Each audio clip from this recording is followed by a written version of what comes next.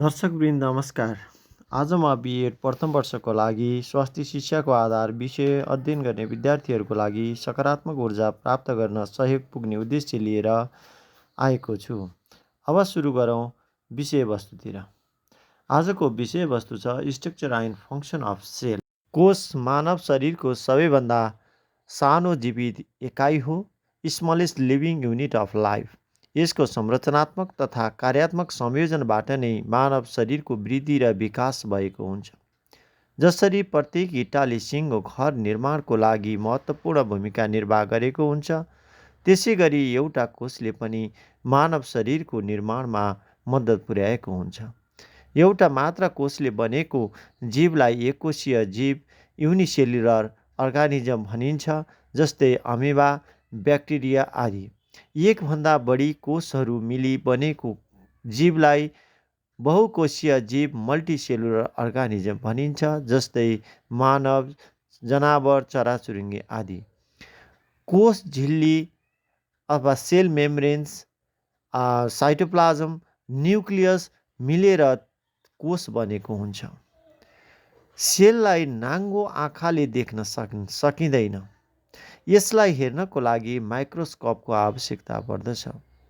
कोषको संरचना तथा कार्यको अध्ययन गर्ने विज्ञानलाई साइटोलोजी भनिन्छ। सन् 1665 रबर्ट हुकले पहिलो पटक वनस्पतिको अध्ययन गर्ने क्रममा कोष पत्ता लगाएका थिए। कोषलाई संरचनात्मक दृष्टिकोणले मुख्यतया 3 भागमा विभाजन गर्न सकिन्छ। फर्स्टमा छ सेल मेम्ब्रेन्स अथवा प्लाज्मा मेम्ब्रेन्स, सेकेन्डमा छ साइटोप्लाज्म र थर्डमा छ न्युक्लियस। सेल मेम्ब्रेन्स कोषको सबैभन्दा बाहिरी आवरण हो, जुन जीवित पदार्थबाट बनेको हुन्छ। यसको बाहिरी पत्र प्रोटिन र भित्री तह फोस्फोलिपिड मेम्ब्रेन्सभित्र रहेको भागलाई साइटोप्लाज्म भनिन्छ। यो साइटोप्लाज्म न्युक्लियस र सेल मेम्ब्रेन्सको बीचको बाक्लो रङ्गहीन पदार्थ हो, जसलाई सेमी लिक्विड पदार्थ भन्ने गरिन्छ, जुन चाहिँ पारदर्शी हुन्छ। यो प्रोटिन, खनिज, लवण, चिल्लो पदार्थ, भिटामिन आदि मिलेर बनेको हुन्छ। साइटोप्लाज्मभित्र निम्नलिखित ठोस पदार्थहरू रहेका हुन्छन्, जसलाई हामी साइटोप्लाज्मिक अर्गानेल्स भनिन्छ, जसको निम्नानुसार छोटकरीमा वर्णन गरिन्छ। माइटोकन्ड्रिया साइटोप्लाज्ममा पाइने एक महत्त्वपूर्ण जीवित अङ्ग लिभिङ अर्गानेल्स हो। यसले कोषको लागि आवश्यक पर्ने शक्ति उत्पादन गर्दछ। त्यसैले यसलाई कोषको शक्ति घर अथवा पावर हाउस अफ सेल पनि भनिन्छ। हाम्रो शरीरको कोषले प्राप्त गरेको पौष्टिक तत्त्व अक्सिजनको उपस्थितिमा यही माइटोकन्ड्रियामा जलन हुन्छ, जसलाई अक्सिडेसन भनिन्छ। यसले अक्सिजनको उपस्थितिमा ग्लुकोजबाट एटिपीको रूपमा शक्ति उत्पादन गर्ने गर्दछ। माइटोकन्ड्रियाबाट एनाबोलिजम प्रोसेस र क्याटाबोलिजम प्रोसेस दुई प्रक्रियाबाट शक्ति उत्पादन हुने गर्दछ। साइटोप्लाज्मभित्र रहेको अर्को भागलाई हामी गोल्की बडी अथवा गोल्की अपार्टस भन्ने गरिन्छ, जुन साइटोप्लाज्ममा विभिन्न आकार तथा प्रकारका थैली जस्ता बनावटका भागहरूलाई गोल्की बडी भनिन्छ। यसले इन्डोप्लाज्मिक रेटिकुलममा उत्पादन भएको प्रोटिनलाई अस्थायी रूपमा भण्डारण गरेर राखेको हुन्छ। साथै यसले हर्मोन्स, इन्जाइम, प्रोटिन उत्पादन गर्न पनि प्रमुख भूमिका निर्वाह गर्दछ। साइटोप्लाज्मभित्र अर्को भाग सेन्ट्रिओल्स अथवा सेन्ट्रोसोम रहेको हुन्छ। न्युक्लियसको नजिकै रहेको गोलाकार बनावटलाई सेन्ट्रिओल्स भनिन्छ। यस्तो सेन्ट्रिओल्स वनस्पति कोषमा पाइँदैन। यो प्रोटिन र आरएनए भनेको रिबोन्युक्लिक एसिड मिलेर बनेको हुन्छ। यसले कोष विभाजनमा मद्दत पुर्याउँदछ। साइटोप्लाज्मभित्र रहेको अर्को भागलाई लाइसोसोम भनिन्छ। कोषको जीवरसमा अथवा कोषको साइटोप्लाज्ममा रहेको सासाना अन्डा आकारका बनावटलाई लाइसोसोम भनिन्छ। यसले विभिन्न प्रकारका पाचन इन्जाइम उत्पादन गरी कोषभित्रका वस्तुहरूलाई टुक्राउँदछ र पाचनको लागि मद्दत पुर्याउँदछ। यसै प्रक्रियामा कहिलेकाहीँ लाइसोसोमले कोषलाई नै नष्ट गरिदिने हुनाले यसलाई सुसाइड ब्याग पनि भनिन्छ। साइटोप्लाज्मभित्र अर्को रहेको भाग हुन्छ रिबोसोम्स, जुन साइटोप्लाज्म र इन्डोप्लाज्मिक रेटिकुलमको बाहिरी सतहमा टाँसिएर रहेका दाना आकारका बनावटलाई रिबोसोम्स भनिन्छ। यो पनि प्रोटिन र आरएनए मिली बनेको हुन्छ। यसले शरीरको लागि आवश्यक पर्ने नन इसेन्सियल एमिनो एसिड नामक प्रोटिन समेत उत्पादन गर्दछ। त्यसैले रिबोसोम्सलाई प्रोटिनको कारखाना अथवा फ्याक्ट्री अफ प्रोटिन भनिन्छ। साइटोप्लाज्मभित्र रहेको अर्को भागलाई इन्डोप्लाज्मिक रेटिकुलम भनिन्छ। न्युक्लियसको नजिकको नली आकारको भागलाई इन्डोप्लाज्मिक रेटिकुलम भनिन्छ। यो पनि खस्रो र नरम गरी दुई प्रकारको हुन्छ। यसले प्रोटिनको संश्लेषण, प्रोटिन सिन्थेसिस गर्नुको साथसाथै औषधिहरूलाई विषमुक्त राख्ने काम समेत यसले गर्दछ। साइटोप्लाज्ममा तैरिएर रहेका खाली जस्तो देखिने वस्तु भ्याकुल्स हुन्। यसलाई टोनोप्लास्ट पनि भनिन्छ। भ्याकुल्सहरू प्राणी कोषमा ससाना हुन्छन् भने वनस्पति कोषमा ठुला हुन्छन्। यसमा पानी र अन्य रसहरू रहेका हुन्छन्।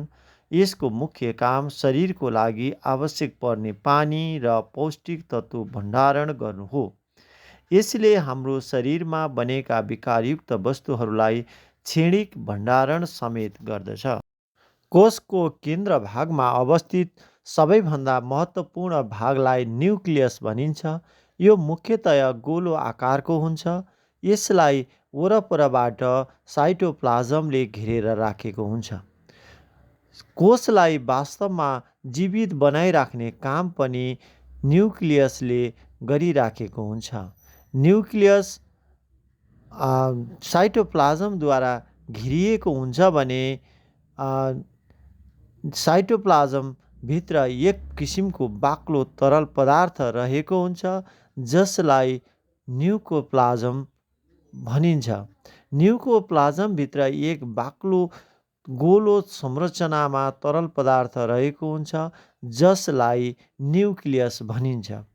यसले आरएनए तथा प्रोटिनको भण्डारणमा महत्त्वपूर्ण भूमिका निर्वाह गर्दछ। त्यस्तै गरी न्युक्लियोप्लाज्मभित्र धागा जस्ता मसिना तान्द्राहरू रहेका हुन्छन् जसलाई क्रोमाटिन भनिन्छ। यही क्रोमाटिन पछि पूर्ण विकसित भएर क्रोमोजोम बन्दछ। न्युक्लियसलाई संरचनात्मक दृष्टिकोणले अध्ययन गर्दा निम्न भागहरू रहेको पाइन्छ, जसमा बाहिरी भागलाई न्युक्लियर मेम्ब्रेन्स भनिन्छ, जसले न्युक्लियसलाई बाहिरबाट घेरेर राख्ने पातलो झिल्ली वा न्युक्लियस मेम्ब्रेन्स हो। त्यस्तै गरेर न्युक्लियसको भित्र रहेको बाक्लो पदार्थलाई न्युक्लियोप्लाज्म भनिन्छ। त्यस्तै न्युक्लियोप्लाज्ममा तैरिएर रहेको धागो जस्तो बनावट भएको भागलाई क्रोमाटिन भनिन्छ, जसले आरएनए, रिबोन्युक्लिक एसिड र डिएनए डेक्सिरिबोन्युक्लिक एसिड निर्माण गर्दछ।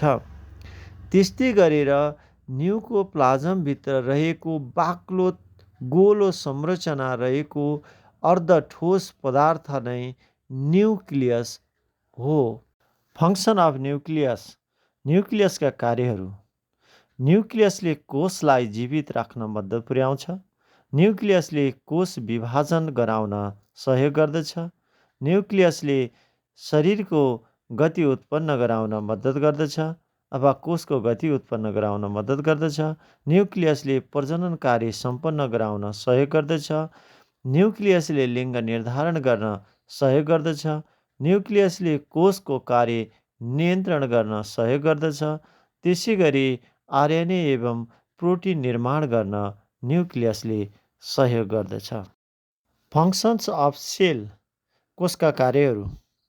जीवनको प्रारम्भदेखि नै प्राणीले गर्ने सबै काम कोषहरूले गर्दा सम्भव भएको हो।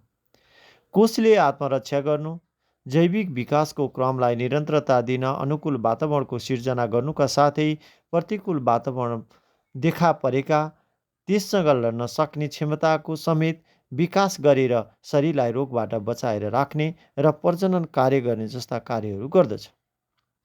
कोषका कार्यहरू यस प्रकार छन्। पहिलो छ सेल डिभिजन, कोष विभाजन। शुक्रकीट जुन मेलबाट आएको शुक्रकीट र फिमेलबाट आएको अण्डको निषेचन प्रक्रियापछि मात्र मानव शरीरमा कोष विभाजनको प्रक्रिया सुरु हुन्छ। एक परिपक्व मातृकोष जसलाई प्यारेन्ट सेल भनिन्छ भने नयाँ कोषलाई डटर सेल भनिन्छ। त्यो प्यारेन्ट सेल डटर सेलमा विभाजन हुने प्रक्रियालाई नै सेल डिभिजन भनिन्छ। मानव शरीरमा निषेचन प्रक्रियापछि निरन्तर कोष विभाजन भइरहन्छ। यही कोष विभाजन प्रक्रियाले गर्दा नै मानव शरीरमा वृद्धि र विकास भएको हो। त्यसै गरी अर्को छ ग्रोथ एन्ड डेभलपमेन्ट, वृद्धि र विकास। मानव शरीरमा कोषको विभाजन निरन्तर भइराख्ने भएकाले यसको आकार प्रकार निरन्तर परिवर्तन आइरहनु वृद्धि हो। यसले वृद्धिले गुणात्मक परिवर्तन समेत ल्याउने भएकाले विकास पनि हुने गर्दछ। यसका साथसाथै मानव शरीरमा चोटपटक लागेर एवं आफै नष्ट भएर गएका कोषहरूलाई मर्मत सम्हार गर्ने कार्य पनि कोषले गरेको हुन्छ। त्यसै गरी कोषको अर्को महत्त्वपूर्ण कार्य भनेको मेटाबोलिजम हो। पाचन प्रणालीद्वारा हामीले खाएको खानेकुरा पौष्टिक तत्त्वमा परिवर्तन हुने गर्दछ। यसरी पौष्टिक तत्त्वहरू पाचन प्रक्रिया पश्चात अक्सिजनको उपस्थितिमा शरीरभित्र अन्तर्दहन हुने र शरीरको लागि आवश्यक पर्ने शक्तिको उत्पादन गर्ने प्रक्रिया मेटाबोलिजम हो। यही कार्यद्वारा नै हाम्रो शरीरले निरन्तर शक्तिको आपूर्ति गरिरहन्छ। कोषको अर्को महत्त्वपूर्ण कार्य भनेको लोकोमोसन हो, जसलाई हामी चाल भनिन्छ। कोषको गतिशीलताको कारणले गर्दा मानव शरीरका अङ्गहरू निश्चित उत्तेजनासँग संवेदनशील भई गति उत्पन्न गर्दछन्। परिणामस्वरूप मानव शरीर एक ठाउँबाट अर्को ठाउँमा आवत जावत गर्न सक्दछ। कोषहरू आवश्यकता अनुसार फैलिएर वा खुम्चिएर गतिशील हुने गर्दछन्। त्यसै गरी अर्को महत्त्वपूर्ण पाटो भनेको रेस्पिरेसन हो। वायुमण्डलमा रहेको स्वच्छ अक्सिजनयुक्त हावालाई फोक्सोसम्म पुर्याई त्यहाँ रहेको कार्बन डाइअक्साइडयुक्त हावालाई बाहिर फ्याँक्ने प्रक्रियालाई श्वास प्रश्वास भनिन्छ। यसरी श्वास प्रश्वास प्रक्रियालाई नियमित बनाई राख्न साथै मानव जीवनलाई बचाइराख्नु कोषको अत्यन्तै महत्त्वपूर्ण कार्य हो। त्यसै गरी अर्को कार्य भनेको एक्सक्रिसन हो। शरीरका कोषहरूभित्र उत्पन्न भएका हानिकारक वस्तुहरू रगतको माध्यमद्वारा विभिन्न निष्कासन अङ्गहरू समक्ष पुर्याउने कामलाई कोषको उत्सर्जन कार्य भनिन्छ। त्यसै गरी अर्को कार्य भनेको रिप्रोडक्सन हो। आफू जस्तै शारीरिक गुण एवं विशेषता भएको सन्तान जन्माउनुलाई प्रजनन भनिन्छ।